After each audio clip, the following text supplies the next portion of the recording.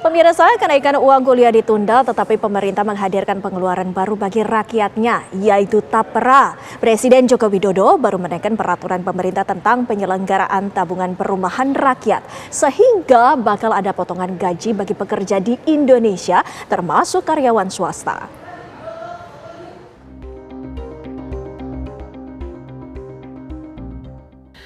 Tapera atau tabungan perumahan rakyat kini bukan hanya diwajibkan pada pegawai negeri sipil, tetapi sekarang juga bagi pekerja swasta.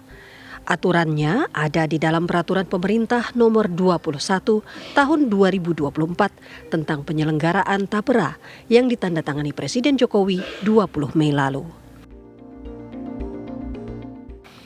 PP 21 merupakan perubahan atas Peraturan Pemerintah Nomor 25 Tahun 2020.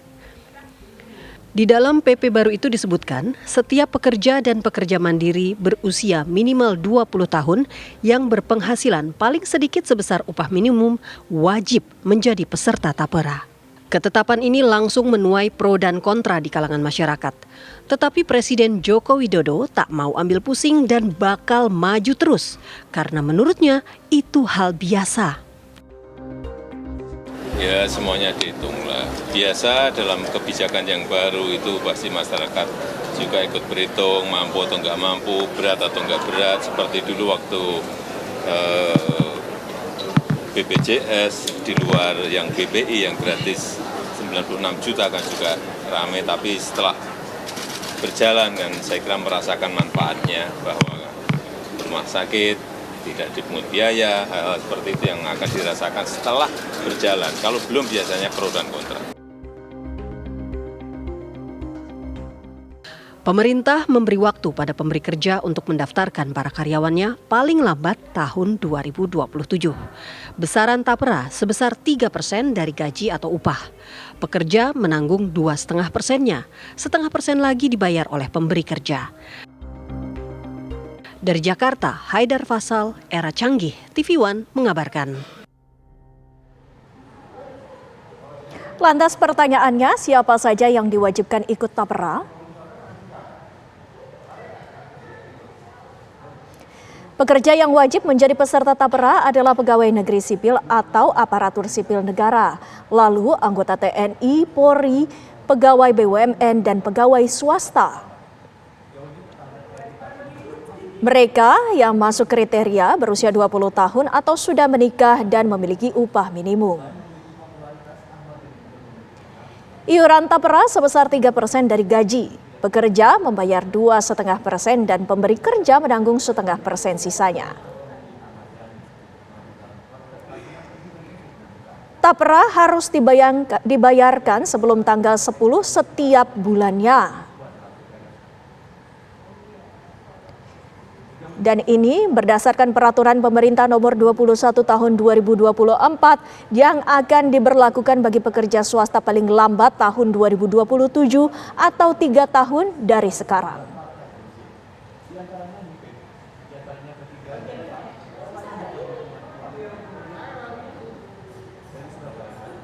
Bagaimana tanggapan pekerja swasta tentang aturan baru dari pemerintahan Jokowi ini? Ada Danita Riyadini yang akan mengajak kita melihat reaksi masyarakat Jogja mengenai Tapera ini. Danita, bagaimana tanggapan pekerja swasta di sana, Danita?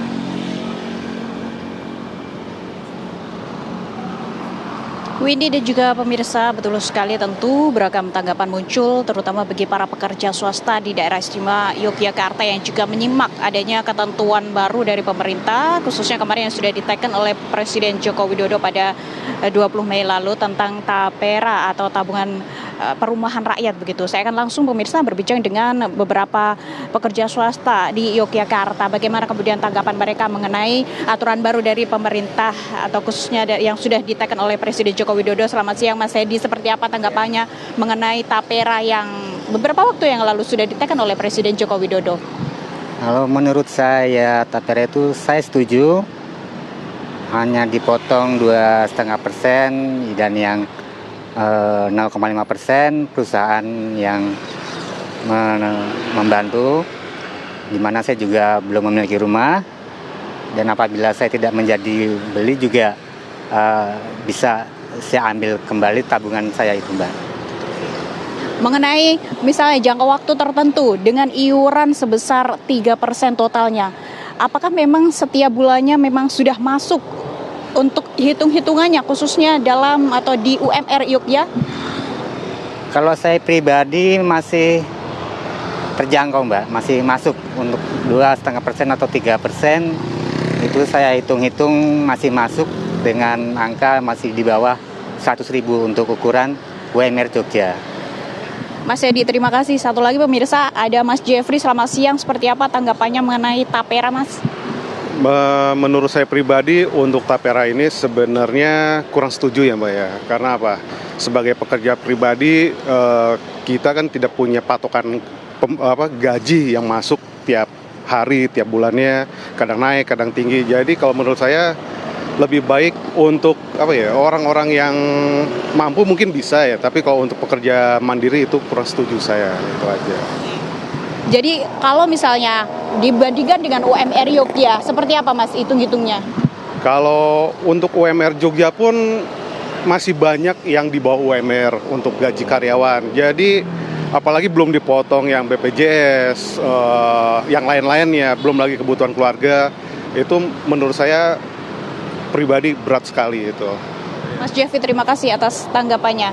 Widi dan juga pemirsa, memang ada yang setuju dan juga ada yang kurang setuju. Ada yang juga masih memikirkan atau membandingkan dengan UMR Yogya yang mereka dapatkan. Saya kembalikan ke Anda, Windy. Terima kasih Danita Riyadini atas laporan Anda langsung dari Yogyakarta.